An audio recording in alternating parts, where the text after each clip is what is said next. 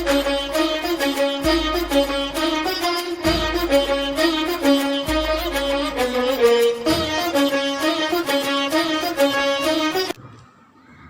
विद्यार्थी मित्रों, आप सौने मारा जय सोमनारायण। विद्यार्थी मित्रों, आज आ वीडियो माध्यम थी आज आपणे धोरण 6 विषय गुजराती में આપણે એક્ઝામ સેમિસ્ટર 1 ની જે એક્ઝામ આવવાની છે તેનું રિવિઝન કરીશું। આપણો આ સેકન્ડ વિડિયો છે। આગળના વિડિયોની અંદર આપણે શોર્ટ ક્વેશ્ચન આન્સર અને લોંગ ક્વેશ્ચન આન્સર જોયા હતા। આજે આ વિડિયોની અંદર આપણે ક્વેશ્ચન 1 જે છે આપણો સમાનાર્થી વિરોધાર્થી અને જોડણી ત્યારબાદ કાવ્ય પંક્તિ પૂર્ણ કરો એ આજે ક્વેશ્ચન 1 માં આપણે જોઈશું આ વિડિયોના માધ્યમથી। તો ચાલો જોઈએ। क्वेश्चन 1A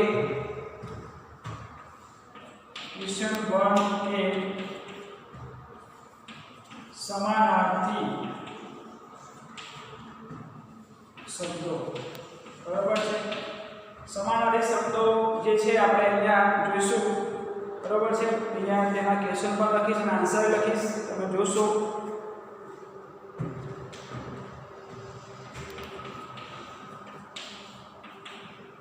नाग सौगात 3 नंबर राग 4 नंबर है। अग 5 नंबर किम्मत 6 नंबर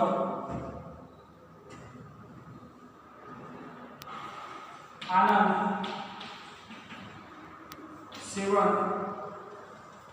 निशा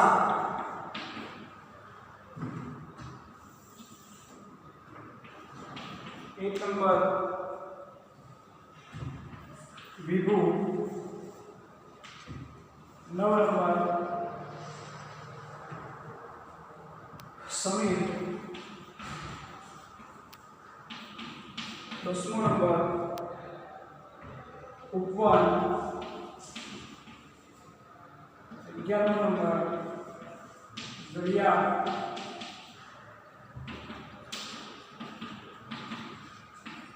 12 नंबर है आखरे 13 नंबर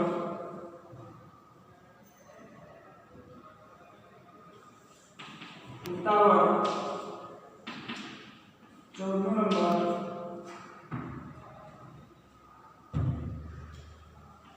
शीला 15 नंबर तो बंसी बराबर है। तो विद्यार्थी मित्रों આપણે આ સમાનાર્થી જે શબ્દો છે એના પ્રશ્નો જોયા છે। હવે આપણે આન્સર લખીએ બરાબર છે। ધ્યાન આપજો। અહીંયા ના તો શું થશે? ના मतलब થશે અવાજ। સ્વાગત તો भेट, ताड़ तो गर्जना, पग तो चरण, किम्मत तो मूल्य, आनंद तो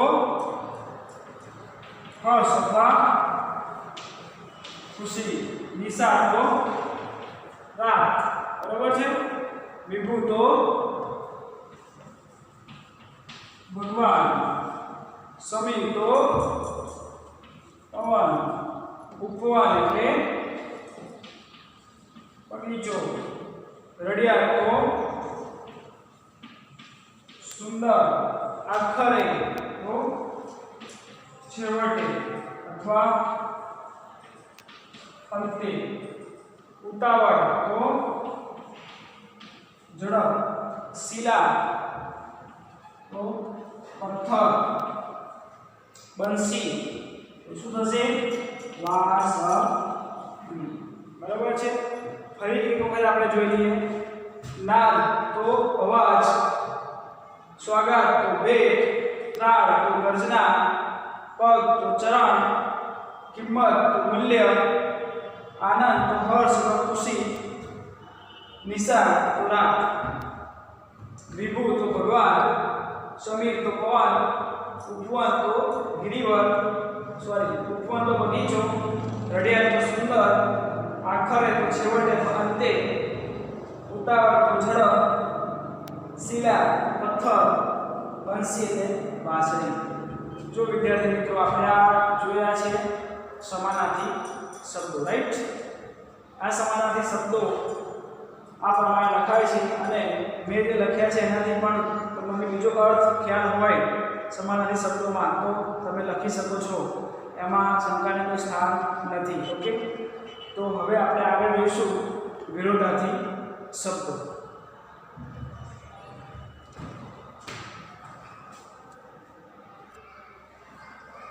ચાલો વિદ્યાર્થી મિત્રો, હવે આપણે જોઈશું વિરોધાર્થી જે શબ્દો છે તેને અહીંયા આપણે શું જોવાનું છે? વિરોધાર્થી શબ્દો એટલે કે ક્વેશ્ચન 1B વિરોધી શબ્દો. બરાબર છે. હવે આની અંદર ક્વેશ્ચન આપણે લખેલા છે તેનો આન્સર પ્રાપ્ત કરવાનો છે. સુંદર તો શું થશે? સુંદર. બરાબર છે. ઊંચે તો નીચે. સુખ તો શું થશે? દુઃખ. લાંબી તો ટૂંકી. શુભ તો અશુભ. ધરતી તો આકાશ. શુભ બે વખત આપણી પાસે શબ્દ આવે છે. શુભની જગ્યાએ આપણે શબ્દ મૂકી દઈએ છીએ વિરાટ. તો શું થશે? વિરાટ નાનું. વિરાટ એટલે મોટું, એની જગ્યાએ નાનું. ધરતી તો આકાશ. બરાબર છે. અહીંયા પણ ધરતી આવેલું છે. ધરતી તો આકાશ. ઉષા તો નિશા. બરાબર છે.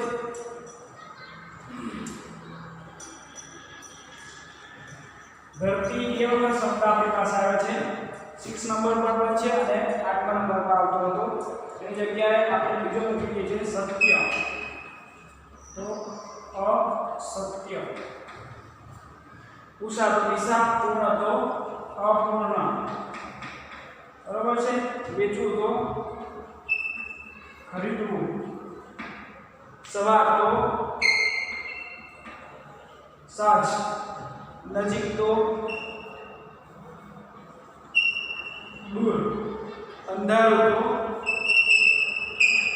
અજવાળું. પહોળું તો સાંકડું.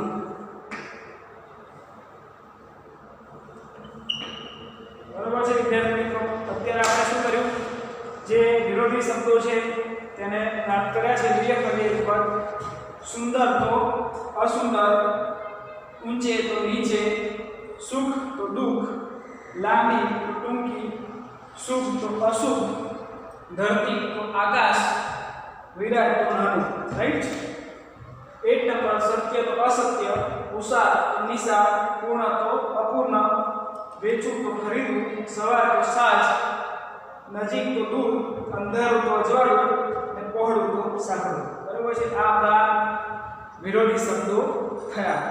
હવે વિદ્યાર્થી મિત્રો આપણે ખાસ કરીને જોઈએ તો અપોઝિટ વર્ડ જ્યારે લખતા હોઈએ ત્યારે આમાં આપણે આ નિશાની કરવાની હોય છે. બરાબર છે. સમાનાર્થીમાં આપણે બરાબરની નિશાની કરીએ છીએ. આમાં ગુણાકારની નિશાની આપણે કરવાની હોય છે. બરાબર છે. અને ગુણાકાર જે કરીએ એમાં અપોઝિટ વર્ડમાં થાય છે. રાઈટ. એ ખાસ ધ્યાન રાખજો. જો વિરોધી શબ્દોની અંદર તમે બરાબરની નિશાની કરી તો એ યોગ્ય નથી. બરાબર.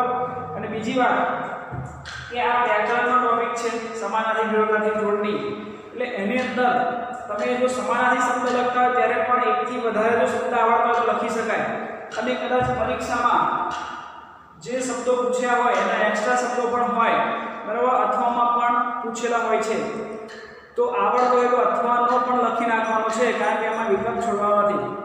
આ વ્યાકરણ છે એમાં અનુસ્વાર, હસ્વઈ કે દીર્ઘઈ એમાં જો ફેરફાર થઈ જાય તો આપણે તો માન્યું હોય કે મેં સાચું લખ્યું છે, પણ જ્યારે અમે જોઈએ ત્યારે એમાં સતી પણ રહી જતી હોય તો એ તમારું સાચું લખેલું પણ ખોટું સાબિત થઈ જતું હોય છે, બરાબર છે.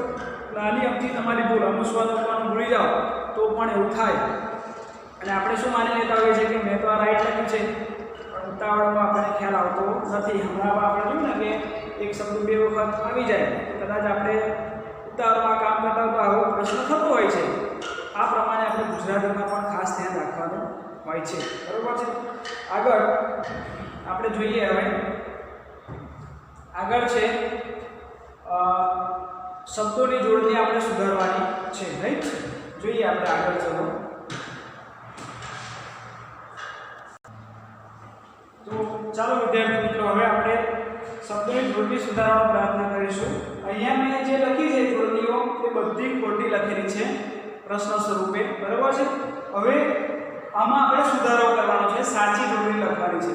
ખાસ કરીને વિદ્યાર્થી મિત્રો, ગુજરાતી ભાષાની અંદર આપણે જોડણીનું બહુ મહત્વ રહેલું છે. જોડણીનું કારણ કે જોડણી એ ભાષાનું એક પ્રાણ છે, બરાબર છે. તો જોડણી તમે શબ્દની જોડણી ખોટી લખી દો તો અર્થનો અનર્થ થઈ જાય, બરાબર છે.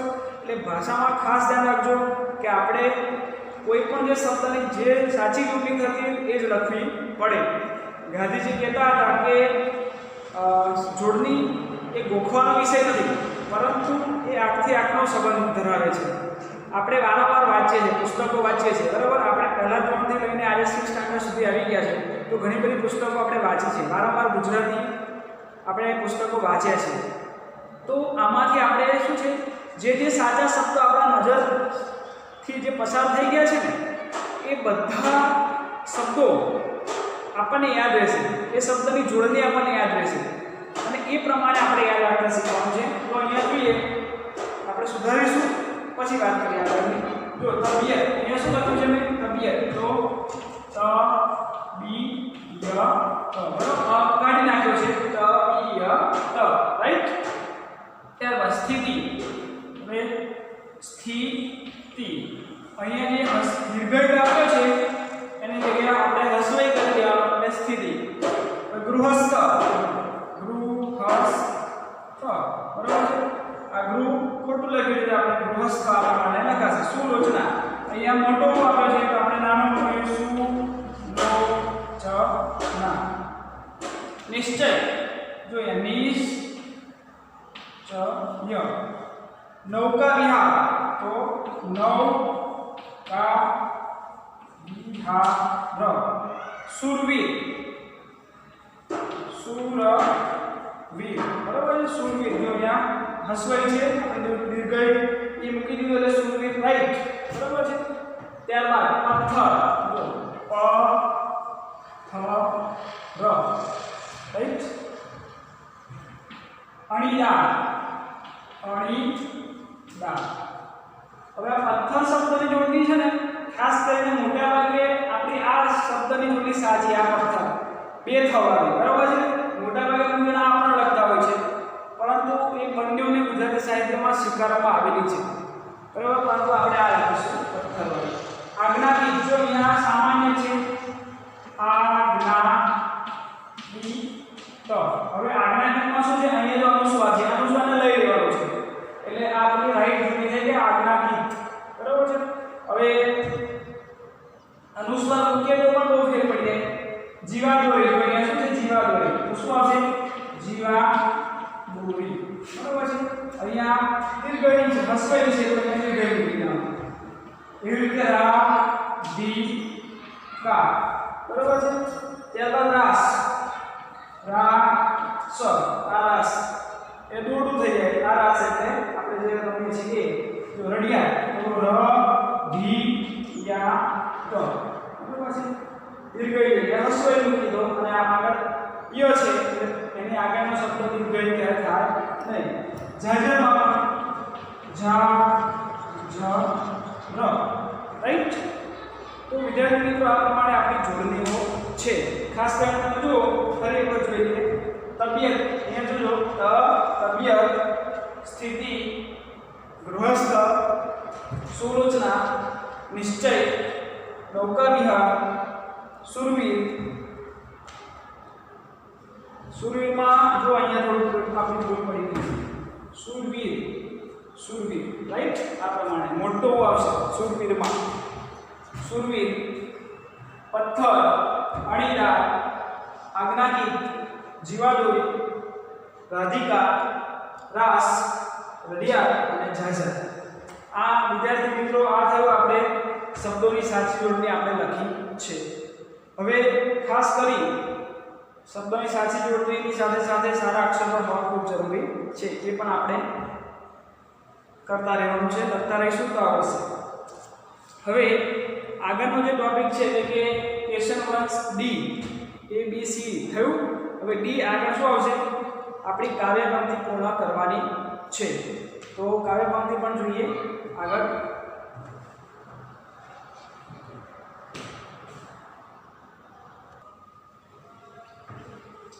હવે આપણે વિદ્યાર્થી મિત્રો આપણો પ્રશ્ન કયો છે? ક્વેશ્ચન 1 ડી કાવ્ય પંક્તિ પૂર્ણ કરો. હવે આ પ્રશ્નની અંદર ખાસ ધ્યાન રાખવા જેવી બાબત છે કે ઘણી વખત આપણે જોતા હોઈએ છીએ કે ક્યાંથી કાવ્ય પંક્તિ પૂછે છે અને ક્યાં સુધી લખવાની છે. તો એની અંદર આપણે ઘણી બધી ભૂલો કરી બેસતા હોઈએ છીએ. ત્યારબાદ આ કાવ્ય પંક્તિ જ્યારે પૂર્ણ કરવાની હોય છે ત્યારે આપણે કવિતા ઉત્સાહમાં આવીને લખવા બેસી જતા હોઈએ છીએ કે હાસ મેં જે મોડે કરી છે કવિતા પૂછે છે, અને આપણે લખતા લખતા શું કરી દઈએ છીએ? ઘણી પંક્તિઓ વિસરાઈ જતા હોય છે. જે લખવાની પંક્તિ હોય છે એ વિસરાઈ જાય છે, ભૂલાઈ જાય છે. એટલા માટે આપણે શું કરીએ છીએ? આગળ પાછળ લખી દઈએ છીએ. અને આગળ પાછળ લખેલી હોય એટલે સમજી લો કે એ ખોટું થઈ ગયું, બરાબર? પછી એના માર્ક્સ મળે નહીં. કદાચ તમે લખતા લખતા કોઈ પંક્તિ વચ્ચે વિસરાઈ ગઈ છે તો એ પંક્તિની જગ્યા છોડી દેજો, અને આગળની યાદ આવતી હોય તો આગળ લખી શકાય. પરંતુ આપણે શું કરીએ છીએ? બધું દાળ ભાત ભેગું કરી દઈએ છીએ. એ રીતના નહીં. આ પ્રશ્નની અંદર ખાસ એ ધ્યાન રાખવાનું છે કે કવિતા આપણને મોઢે છે, આપણે સરસ લખવાની છે. એની અંદર કઈ કઈ બાબતો ધ્યાનમાં રાખવામાં આવે છે? તો એક તો તમારા સુંદર અક્ષર, બીજું તમારું લખાણ, તમે કવિતા કેવી રીતે લખી છે, કેવા અક્ષરમાં લખી છે. બીજું કે તમે કોઈ પંક્તિને વચ્ચે છોડી તો નથી દીધી ને, અથવા તમને જેટલી માંગી છે તેટલી જ લખી છે કે વધારે લખી છે? જેટલી માંગી છે એટલી લખશો, બહુ હિતાવહ છે. અને વધારે લખવી જરૂર નથી, કારણ કે લખો તો વાંધો નથી. તમને આખી કાવ્ય પંક્તિ આવડે છે તો આખી પોએમ લખવી છે, લખી શકાય, નો ડાઉટ. પરંતુ આમાંથી કેમ વચ્ચેથી પૂછવામાં આવે છે? કેમ પહેલી પૂછવામાં આવે, પહેલી પાંચ પૂછવામાં આવે, વચ્ચેની પાંચ પૂછવામાં આવે, કાં તો પછી છેલ્લી પાંચ પૂછવામાં આવે? આવું કારણ શું છે? આપણું એક મૂલ્યાંકન કરવા માટે કે તમે કેટલા સુધી યાદ રાખી શકો છો. વચ્ચેથી પૂછવામાં આવે યાદ રાખી શકો છો, રાઈટ? તો એ પ્રમાણે આપણે કાવ્ય પંક્તિ પૂછતા હોઈએ છીએ. એટલે જેટલી પૂછી છે, જ્યાં સુધી પૂછી છે એટલું લખીએ તો બહુ સારું છે, બરાબર છે? કારણ કે જો આપણે આખી લખવા બેસીશું ને તો શું થશે? સમયનો દુરુપયોગ થઈ જાય. પાછું આગળનું બધું લખવાનું તો રહી પણ જાય. એટલે બને ત્યાં સુધી જેટલું પૂછેલું લખવું બહુ સારું હોય છે. કારણ કે પેપર જે બનાવ્યું હોય છે ને એ એના સમય પ્રમાણે બનાવેલું હોય છે. એટલે જો તમે લખવા જાઓ, સારું છે લખો તો વધારે, વેરી નાઇસ, પણ સમય ખૂટે તો કોઈ આપતું નથી. તો આપણે જોઈએ આપણી આખી કવિતા છે અલગ અલગ, એ આખી તમારે મોઢે કરવી પડશે આખી. અને જ્યાંથી જો તમે આખી મોઢે કરેલી હશે તો એ કવિતા તમને લખતા વાર નહીં લાગે. લખતા લખતા ખાસ ધ્યાન રાખજો કે કવિતા મોઢે તો છે પણ સ્ટેપ બાય સ્ટેપ લખાઈ રહી છે, રેડી નહીં છે, તો એ પ્રમાણે લખજો. એટલા માટે આ કવિતા તમારે પહેલાં મોઢે કરવાની છે. મોઢે કર્યા પછી એને તમારે એકાદ બે વખત પેજ પર લખી નાખવાની છે મોઢે. એક વખત તમે મોઢે થઈ ગઈ, કંઠસ્થ થઈ ગઈ, એટલે પછી તમારે શું કરવાનું છે કે રફ પેજમાં કાં તો પછી નોટબુકમાં ટેક્સ્ટબુક એક બાજુ મૂકી જોયા વગર તમારે જાતે લખવાનો પ્રયત્ન કરવાનો. હવે જાતે લખી દે તમે લખી દો છો ત્યાર પછી શું કરવાનું કે તમે જે લખેલી છે એ અને જે ટેક્સ્ટબુકમાં છે એ બંનેને મેચ કરી દેવાની કે મેં જે લખી છે કવિતા વેરી બરોબર છે, સ્ટેપ બાય સ્ટેપ લખાય છે, આ પ્રમાણે ચેક કરજો. એટલે શું છે કે તમને લખતા પણ આવડી જશે કે મારે કવિતા પૂછે તો આ પ્રમાણે લખાય, રાઈટ? તો આ કવિતાને મોઢે રાખવા આપણે શું કરીશું? તો કવિતાને મોઢે રાખવા માટે આપણે સૌથી પહેલાં એને ગાવી જરૂરી બને છે. તો આપણે જોઈએ તો તમને રાગ પ્રમાણે આપણે ગાઈએ ને તો પણ કોઈ પણ કવિતા યાદ રહી જાય, બરાબર છે? આપણે ફિલ્મી ગીત એકાદ બે વખત સાંભળીએ તો કેવું યાદ રહી જાય છે એમ. તો અહીંયા હું તમને થોડી ગઈ સંભળાવું છું, એટલે પછી તમે એને ઘરે ગઈ અને સરસ રીતે યાદ રાખજો. સાંભળો.